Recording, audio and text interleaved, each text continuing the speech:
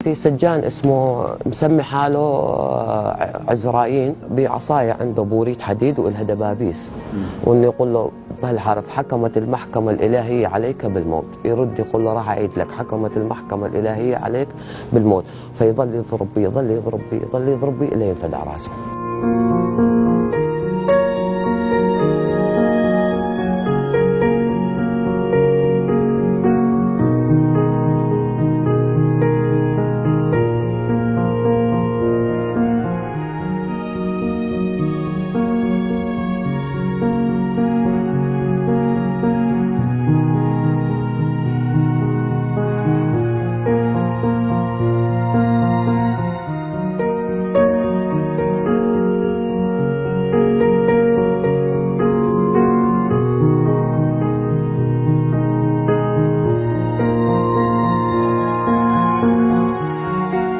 يحطه بالجهاز الذكري، طبعا بعد ما يشلحك الكلسون ولا تظل عاري مثل ما الله خلقك، ويحط الكلامب ويبلش يشد ويشد ويشد، تحسه انه راح يقطع لك اياه، وواحد من ورا يحط لك خازوق بالمؤخرة تبعك ويضرب عليك.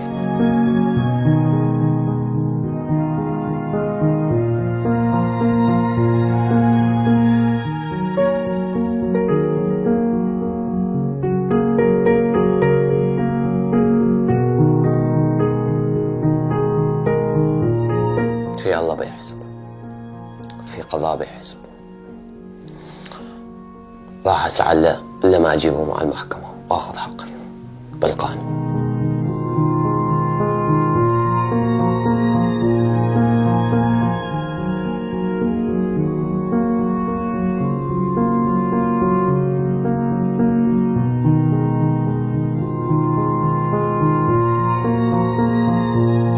المرة الثانية شبحني، كلبشة من هون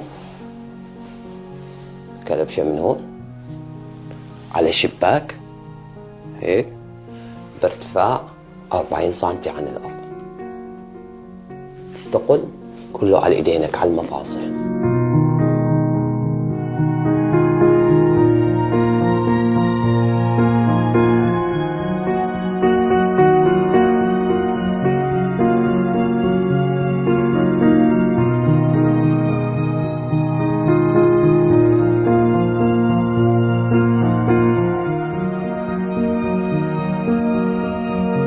حقه وحق رفقاتي اللي قتلوا،